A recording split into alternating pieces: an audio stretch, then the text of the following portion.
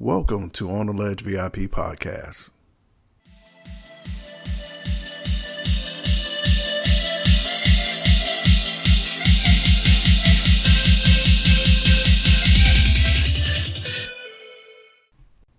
Remember, you can always find us on iHeartRadio, Spreaker, Google Podcasts, and Spotify. You can also go to my website, ontheledge.vip, and click the podcast tab to hear all the past episodes, including my past radio broadcasts. Thank you. Enjoy the show. Chasity, what's going on? How you doing? Hey, Carl. How are you? Everything. Merry, It's happy Christmas. yes. Merry Christmas and happy holidays to you. I'm so glad that you're able to be on the cast today on the Ledge VIP podcast, and we're going to have a good show here. I want you to tell people your full name and everything, and a little bit about you and your background. Well, first I'll be remiss to not say thank you for having me on your podcast. It's been a long time coming. I think we met probably almost a year ago now. Yeah. Just been moving and shaking. But my name is Chasity Wright. I am the owner and CEO of Wright Tech Solutions Consulting Group. I'm from Warner Robins, Georgia. If you don't know where that is, it's close to Macon. But I also grew up in Zone 1 of Atlanta because I attended Clark Atlanta University, where I got my degree in business. And I did a trek in the United States Air Force, and that is where I was an aerospace engineer and also dealt with a lot of technology, not just software, but hardware as well. And that's kind of where it all started for me, starting my career in technology in general. So that's a quick little snapshot of me and my background, and dealt with a lot of intel stuff in the Air Force. So, of course, with that comes security for data and information and people as well. Okay. That's really where it kind of all started. Okay, great. Let's go back a little bit. Now, okay. I'm not originally from Atlanta, but I've been here for a little over 30 plus years. Now, where exactly is Zone 1 located? So Zone 1 is MLK. That is your historic West End. Okay. That is Zone 1 in Atlanta. If you are familiar with Mr. T.I., he shouts out Zone 1 quite a bit in his music. So, okay. Hills, that area, the Bluff, that area, and that's where, you have Clark Atlanta, Spelman, Morehouse, and Morris Brown, who is making a comeback, and I'm glad about that. So, that is Zone 1. Okay, cool. Now, how long were you in the Air Force? So I was in the Air Force for 8 years, and I was in from 2003 to 2011, and I also ended up once I got out. So we all know what was going on during those years. So you're talking about a lot of deployments to a lot of places, and after that career ended, I also continued to consult the Air Force through contracting. So I still had my hands in a lot of the decisions that were being made around technology for the Air Force. Okay, great. And I'm a veteran too, so thank you for your services. Salute. So let's talk about cybersecurity and how did you get started, and just give us a little background on that. So, being in the military, of course, infotech is very, very important. Whether it's the people, whether it's the data or the information that's being transported around the system, and hardware, dealing with the military itself, it encompasses all those elements. There's data through a business system, as far as technology. Then there's data that's being passed around, with paper. So it all kind of came from that. and having a high level of clearance and the type of information that I was dealing with, the type of equipment that I was dealing with, it warranted to have different levels of security, to secure it. So that's where it all kind of started for me. I also have a degree in InfoSec, which is basically what cybersecurity has turned into. They've given it, how they take the label off and slap a new name on it, but you've been doing it, for a while. It's pretty much the same framework, just making sure that things are secure from the physical aspects of it all the way through the data aspects of things. So that's kind of where it started for me in the Air Force. Okay. So talk about your company and what you're actually doing right now. So I actually have a startup business as well, and it's IoT focused, which is where, like I told you, when we were talking about the show, that's where cybersecurity is going. IoT is the Internet of Things, IoT. And to be straight up with you, we've been dealing with an IoT environment already. Like if you work at a hospital, all that equipment that is connected to the network, that is an IoT environment. Okay. Name of the startup is, and I was just giving an example there, but the name of the startup is Infiltron, and it's an IoT security solution, which there aren't many because it's a kind of a new industry. So you won't find many security solutions around it. We also have a social responsibility element to it. You guys can look this up on your favorite browser, Google. Okay. You can look up the issues around facial recognition and people of color. Oh. And women.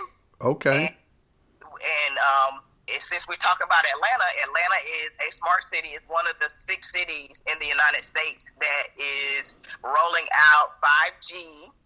Okay. And IoT scanners, that's going to scan your smart car and your smart watch and everything else that's smart that you own. And that information and that data is going to go back to some type of municipality, whether it's law enforcement, APD in this case. That's what we're looking at that's coming, and they're building it now. Like I said, Atlanta is one of 6 smart cities in the United States right now. Okay. It's not fully rolled out yet, but it's in process right now. Okay.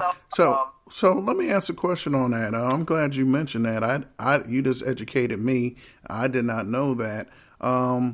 As far as Atlanta being one of the 6, I want to find out because you're giving us information that a lot of people do not know, and I don't really want my information out there like that. But I guess there's no way for us to stop it. Well, that's why I'm producing or creating Infiltron. That's one of the security solutions that Infiltron is providing for consumers. I took a look at my parents who are in their 50s and 60s and just how they interact and behave with the new this smart technology, and I was like, oh boy, like we in for it. Like I gotta figure something out to help protect these people. Right. Most people that deal with any type of technology, whether it's smart, brand new, they just want it to work. They ain't worried about what type of information they're giving away. Now people are becoming more conscious because of your Facebook breaches and equal facts. Those are things that people pay attention to because they use that. You pay attention to your credit score, equal facts, right. And you are on Facebook because you want to be social. So right.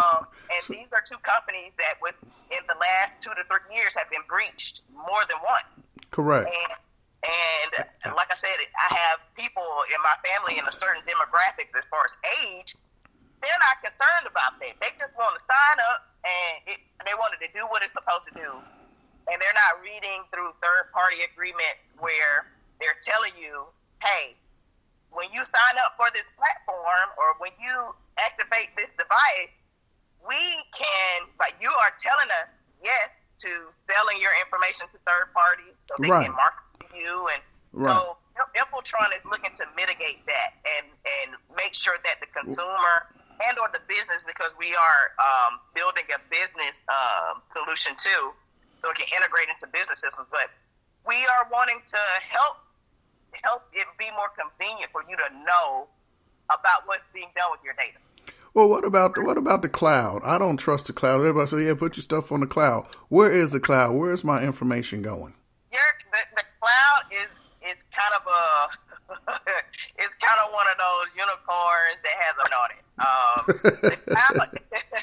The cloud is really it's really physical servers, and it's not a cloud like people that aren't technically savvy. They really, I've talked to people that really think that it's a real cloud, and it's not. It's a data center, right? With servers. It's real. You can go touch it. Right. It's probably at Area 51 somewhere. It depends on who you get your cloud services from. So that is a part of the cybersecurity realm too. It just depends on who your cloud service provider is. Those and I will say this, as far as business owners, that's the type of information that you want to know. You want to know, I don't care if it's AT&T or Comcast. You want to ask them, what type of cybersecurity measures do you have in place? Because I'm going through you to provide my Wi-Fi, my internet, my network. You want to know what type of cybersecurity mitigative and respond, like incident response, criteria they have in place too, because it's going to affect you because you are receiving their services. Right. So those are the type of questions you want to ask, the people that you get your internet from, and especially if you're running a business. Those are the type of questions you want to ask them. Like, hey, if my network goes down, I need to know how long am I going to be down? Do you guys have redundancy? Do you guys have, do you guys have anything like a backup? Those are the type of things you want to know, because you want to include that in your cybersecurity plan. Like, you want to know, especially if you are servicing clients, that have to access your network. If you have a vendor portal, things like that. You want to know what these ISPs, and that's your internet service provider, you want to know what type of setup they have. Right. Yeah, and that's a question that we're just now starting, or a conversation that we're just starting to have right now, as far as cybersecurity, even though it's been out there for years, but now it's more prevalent for us to have that information and know where our information is going these days. Talk to us about this. You have this thing called CMMC certification. Can you elaborate on that? Absolutely. So the CMMC stands for Cybersecurity Maturity Model Certification. And that's a mouthful. No, that's why we just jumping down to CMMC. You were in the military. We like acronyms. Oh, we love it. We love it. Keep it, make it plain. So, but it's the serious thing. The certification itself is brand new, and it's being introduced by the federal government, by DOD, and it's a cybersecurity framework that anybody that wants to continue to contract with the government and or start to contract with the government must have this certification by September of 2020. So they have 5 levels, and depending on what type of data or what type of project that you do with the federal government will determine which level of the certification you must have. Okay. So I will give you a link to go along with this podcast for people to go to look at this model. Okay. And Wright Tech Solutions we're gearing up to offer some webinars and seminars in the new year in the Atlanta area for any company that does contracting with the government. They don't care if you are Lockheed Martin. They don't care if you're a mom and pop shop that make wiring. you have to have this certification. And I know a lot of people that make their livelihood by contracting with the federal government. This is more important than your services on. This is more important than your hub zone. You have to have this, or you don't get a contract at all. I can't express that. Now, when we say not a contract at all, we just strictly talking about.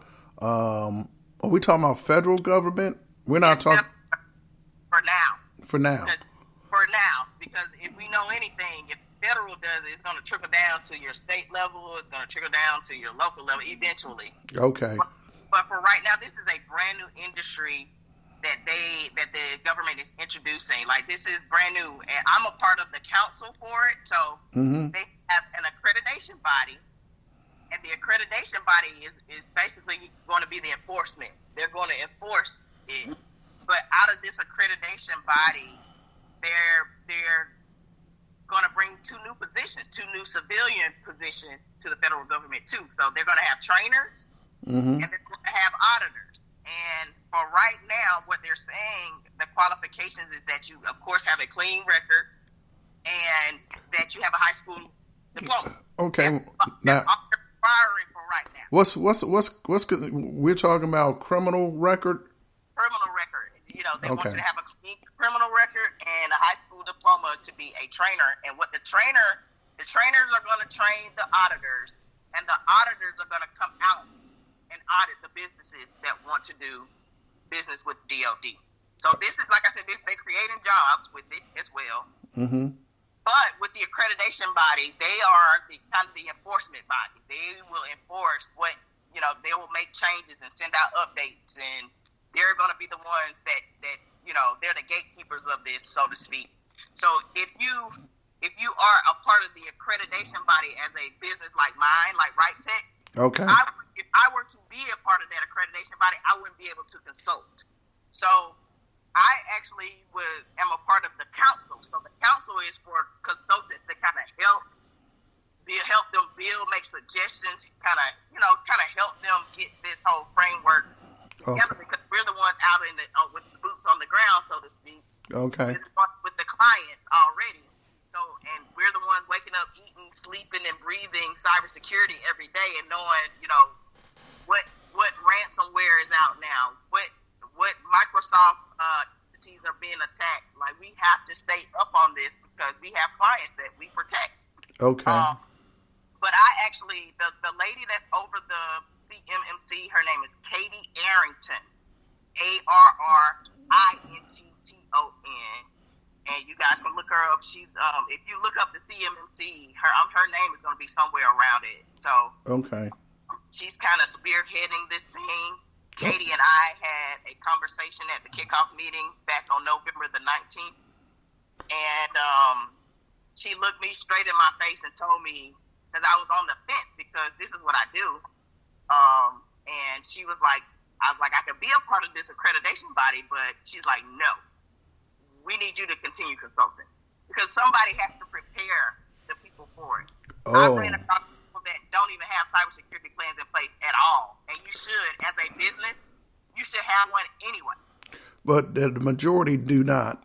They do not. I've come across quite a few people that just, they don't deem it as important, or they feel like it's going to cost them too much money. But it's important to know what to do if you are breached. You are housing other people's proprietary information, and that's important to them. Right, so right. What happens with that information? You need to know how to react or be proactive, and that's what I try to instill in my clients and the people that kind of follow me on LinkedIn. I try to instill being prepared, more so being prepared and being proactive versus having to be reactive and not knowing what to do, not knowing where to turn. If you have those guidelines in place, it's easier for you to bounce back. Okay. And figure out what moves to make next to recover. Okay. And small businesses are under attack like crazy. For the past 2 to 3 years, the hackers have really been going after small businesses because they know what I'm saying right now. Yeah, they know that they're not covered. Exactly. And they're not prepared. Let me So, Miss, is it Miss Arrington? Did I get her name right? Correct. Oh, Arrington. okay. Katie Arrington. Now, is she located here in Atlanta, or is she in D.C.? Where is she located? Of course, she's in D.C. Okay. All right. When you say DOD, that's definitely Washington, D.C. Absolutely. Okay. Now, repeat again. What's going to happen September 2020? So, as far as the CMMC is concerned, if you do not, right now, and it could change, but as of right now, the deadline to have your CMMC certification is September 2020. If you do not have that, you will not. If you already have a contract with DoD, it doesn't matter. Like you're gonna finish out that contract. If you have one now, you will finish that out. But any new contracts that you want, if you do not have the CMMC certification by September 2020, you will not get that. You will not be considered at all for any contract. You've got to have it. Even I have to have it, and I'm consulting people. So you have to. So you already got yours. Yeah. Okay. I mean, I'm prepared. Yeah. Okay. Yeah. So, how intense was it to get that certification? Can you repeat that again? How intense was it? I mean, what's the cost and all that good stuff? Well, I'm prepared for it. I still have to get audited. Oh. See, I can prepare myself for it, but I still have to get audited. Got it. Okay. Right. All right. So, Is this now for you to get audited? Do you have to schedule time for that to happen? How does that work? So it's going to be one of two things. It's going to be one or two things because they're just now sending out emails. DoD is sending out emails and correspondence around CMMC to inform businesses. So it'll either be you. It's kind of like if you've done a certification like HubZone or Women Owned, it's kind of going to be the same process. Like you're going to get an auditor assigned to you, and they're going to there's going to be correspondence between you and that auditor, and y'all will set up. They're going to ask you to send in certain paperwork, like the cybersecurity plan.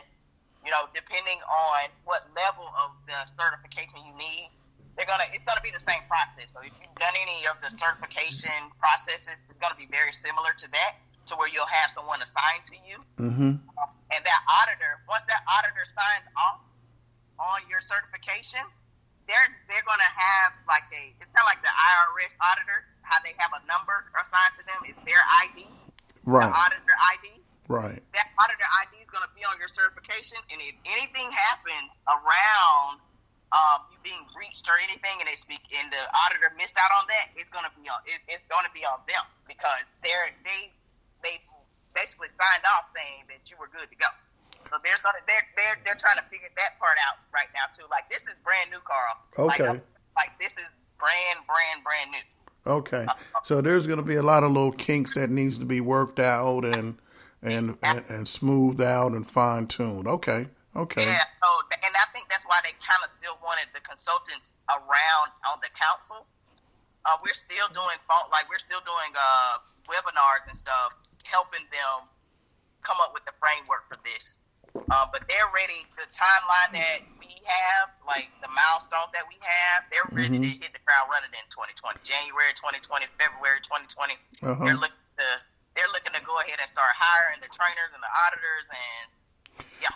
Now, let me ask you a question. Is this considered coast to coast, nationwide, or is this for? Even if companies across, like overseas, do business with the United States federal government, they're going to have this certification as well. Oh, okay. Right. Okay. Right. Huh. Yep.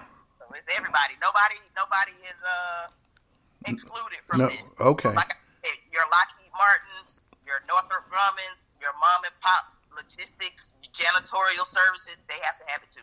I got it. All right. Let's talk a little bit about let's talk about personal cybersecurity. Like for, let's say, someone that may not have a business, but just their home computer. So, you have things called VPNs. and it's basically like a tunnel. Just imagine a secret tunnel. And there are plenty of software products out there. You can go on CNET. Those are some good places to kind of do some comparisons. They have a brand new product. There's a podcast called Shared Security, and it's a great podcast to listen to. Shared Security. I talk back and forth with these guys quite often. They give out really good information. Okay. Around, just keeping people informed about, cybersecurity in general, and they touch on personal quite a bit because it's more consumers than there are businesses, Right, right. But there's a product called Silent Pocket, and Silent Pocket, they have book bags, and it basically blocks people from stealing your stuff on you. If you pay attention, if you've ever paid attention to a card reader in a store, that card reader has a scanner on it. Okay. Right. Anybody that has that scanner, they don't have to be at a store. They can walk up behind you, and you can just go out on the internet and look up this stuff. I'm not telling you nothing that you can't go research and find yourself. A person with that machine can come up to you, and if you have a purse on you as a woman, most men, you carry a wallet on you in your back pocket. They can scan that because your credit cards, your debit cards are in your pocket. They can scan your purse or scan your wallet in your back pocket, put however much money they want off of the card that they do grab, and they'll have $5 or $10 or however much money they want off of your card, and you just standing there in line and don't even know it. Well, let me ask a question. Is this some type of hand scanner, or do they have to touch it? Do they have to touch your purse or your? They just be close to it. They just need to be. It's kind of like a Bluetooth distance. That's all they need. Oh, snap. Okay. So you want to look into, wallets that protect your debit cards, your credit cards. Look into the things like Silent Pocket that block signals. Silent Pocket. I'm writing this down. Yeah. So and Amazon has a pretty decent line of wallets that shield from signals and stuff from people taking your credit card information that way. Wow. Yeah. See, this is a good for everybody, especially if you are, how can I say, a American Express Black Card or anything like that. Oh yeah. Yep. That's some good information right there. I'm definitely once we get through with the podcast, I'm definitely gonna go on Amazon and check out this Silent Pocket. Okay. Yeah. They have a few different products. I know a book bag is one. I believe they have a phone case too for your phone. So yeah, check them out. Okay. Is there if Silent Pocket, if you guys ever hear this podcast, y'all owe me one. yeah. We had to give you a little percentage there because I definitely did not know about this Silent Pocket, but I'm very cautious. I don't even use my card when I go get gas. I don't even use it at the pump. I always walk inside. Yeah. I always walk inside to pay for my gas. So in that case, I think it's all over the news now. You need to pull on the card reader. Just to make one on top of that. Those are some of the personal things that people can do. Like even at your bank ATM, pull on it, tug on that card reader. Oh yeah. I do it every time. I do it every time. I've kind of gotten into the routine of doing it. Because people are trying it. They are trying it in every type of way. One of the newer things that it has kind of popped up here around the holidays and probably will continue is they've changed the smash and grab. So they're able to go around with a scanner. It's another scanner. Like say you leave your laptop or your phone in your car. If you leave your Bluetooth on or your Wi-Fi on, they can walk. They have been walking through parking lot with this scanner to see if they catch any signal, and they will smash and grab. Once they crack your, bust your window, they're in. They can get in the trunk. They can get in anything. But right. they're walking around parking lot with a scanner to see if they can catch a Bluetooth signal around your car or if they can catch a Wi-Fi signal around your car. Because that's going to tell them that there's some type of smart device in that vehicle. Well, let me ask you a question. Where do they get these? Online. I already know what you're about to ask me. Yeah. But I mean, this stuff must be cheap as far as cost. Well, here's the thing. The same thing that the ethical people like myself use, the unethical people use. They use the same methods. They use the same equipment. They use the same software that the ethical people use. They know the same things that we do. Okay. They just use it in a malicious way. I just be like, don't y'all have something else better to do? You know what? And here's the thing. With hackers, it's a high for them. It's a challenge for them. It's for some of them, it's money for them. That's how they make money. They steal data. They steal whatever they can steal from a person or business, and they sell it. Okay, so I guess they put that stuff on, of course, the black market and all that stuff. Okay. Absolutely. Okay. All right. All right. So is there any other new developments going on in cybersecurity that we need to know about? I will say this too, and this will probably speak to the personal, and it might be a little bit too late, but going forward, we can be more aware of it. The products from China, just be more aware of the products that you buy from China that are electronic, because China has been on it as far as cyber warfare, and people should understand that. Because we've talked about the military, here and there in this conversation, and the war is changing. It's not so much hand-to-hand combat, Right. It's more technical. It's cyber. It's the drones. It's becoming way more technical. Data is king. Data is money. Yeah. Ask your Mark Zuckerberg why he really built Facebook. Ask him why he really. Did he really want us to stay connected? That was nice. Like you say, we understand now why you're a billionaire now. Right. Yeah. It was nice and sweet for you to think of us to think that we wanted to stay connected with our people, but underneath the hood of it, you were selling our information.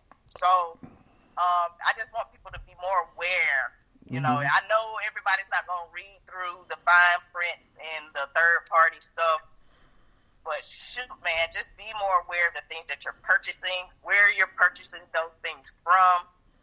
Really do your research on them, do your due diligence, kind of like you buying a car.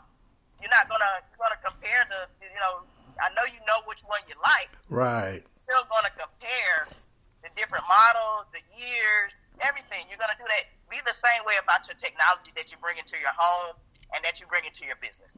Definitely. I try talking to people and everybody. You know how they do these little challenges, the 10-year challenge and doing all that facial record. I don't do that. I be telling people either. Stop doing that stuff. I don't either, because you're giving them data. Yeah, you setting them. Yeah, you setting them up. You're showing them how your face has changed. Right. If you've never been arrested, don't do the challenge. Don't do the 10-year challenge. Because if you've been arrested or anything, your information already in the database. Right. If you've been in the military or you've done anything in the federal government, your information is in the database anyway. Right. So, but you still shouldn't do the challenge because you don't want it to get in the wrong hands. Right. But we're so trendy and with technology and, like I said, a lot of people, Mark Zuckerberg and owning Instagram, and you got the little stories and everybody doing a little facial recognition with the little bunny ears and all that other stuff. And I was like, y'all need to stop doing this stuff. Y'all making it too easy. Listen, that's why I hate, I won't say hate, but I just I like to inform people, but it's like I don't want to steal their fun because people are having fun with that. A lot of it is innocent. They're not concerned about it scanning your face like it is. Right. They're not really concerned about that. They are just using the technology for what it is. I'm gonna put out another name that people probably should follow on social media. Her name is Alex Wolf. Alex is a millennial. Her dad, I believe he was an engineer. Maybe he did something with computers. He did something in technology, like when AOL was dial-up. So she was around, but she's very, very, very adamant about how we behave with technology, just in general. So her name is Alex Wolf. She's a young African-American young lady now, out of New York, I believe. Is Wu spelled W-U? Like the animal. Like the animal. Oh. Definitely follow her on Instagram. Look at some of her IGTV stories. She's always talking about how we interact with spell her last name. W-O-L-F. Oh, you were saying Wolf. I thought you like saying Wu, like Wu-Tang, like the Wu-Tang Clan. I said, oh, Alex Wu. I was cool. Nah, it's Wolf, like the animal. Okay, Wolf, like the animal. That's another person to follow, and also plug. I'll plug. Right Tech is on LinkedIn. Infiltron is on all platforms, and that will, give you some information about how to behave and the breaches that are happening around businesses. And I'll say this too: a lot of businesses have been breached and won't tell you.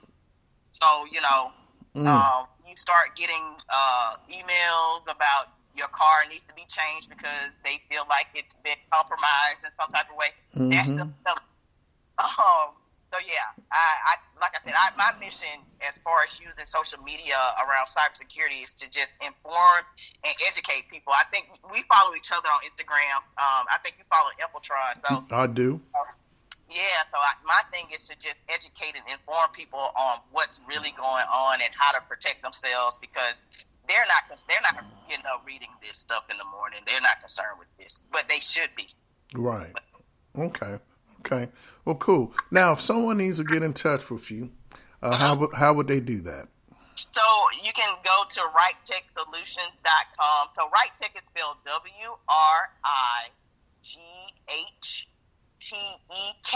So Wright Tech and Solutions. We're on LinkedIn. My email address is info@WrightTechSolutions.com.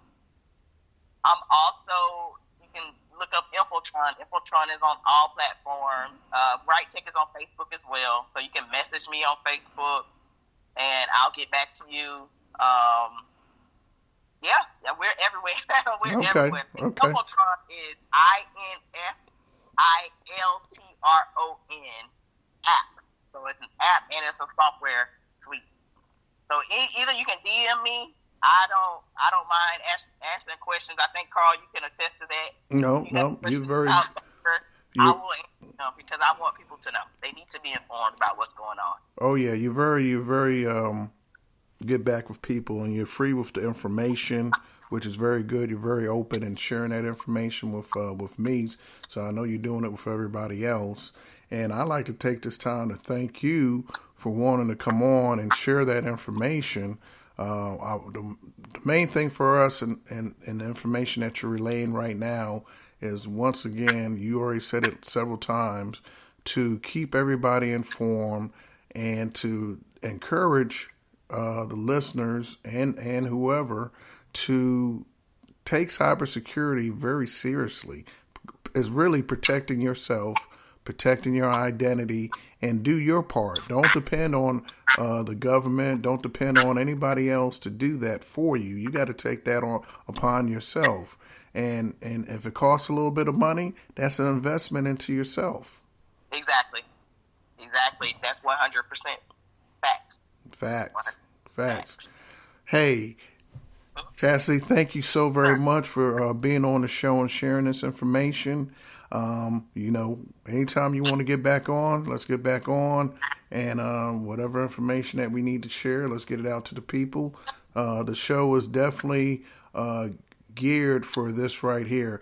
I love helping people, and, everybody has a purpose. So the show right now is definitely to empower everyone. Right. If you're willing to come on the show and share information, great. If you're willing to listen to the show and listen to the entirety. I have a lot, I've been doing a little survey seeing, how long people are listening to the show. Definitely listen to the show from beginning to end. Right. When you go look at a TV show, let's say Blackish, you're not going to look at half of Blackish. you go look at the whole show. You want to see everything. You might miss something.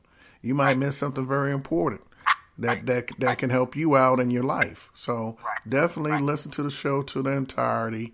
There's great information, and definitely reach out to everyone or anyone that's on this show because they're here to help. Absolutely. I mean, being in cybersecurity, there's no other way around being of service. That's what it is. If you're a consultant, I also would like to encourage more Black children to get into cybersecurity as a career. That is one of the main things right now. The industry cannot keep up. They don't have enough people to keep up with the industry. So if you any type of cybersecurity interest, I would say explore that because there are. I mean, you can come out of college and make $80,000 a year in cybersecurity right now. You can even probably go get the right certifications and make some really decent money in cybersecurity right now because they don't have enough people to keep up. Wow. Okay. That's some great information right there. Right. Right. I'm up here thinking to myself, no, I'm not going to do that. But I definitely would love to.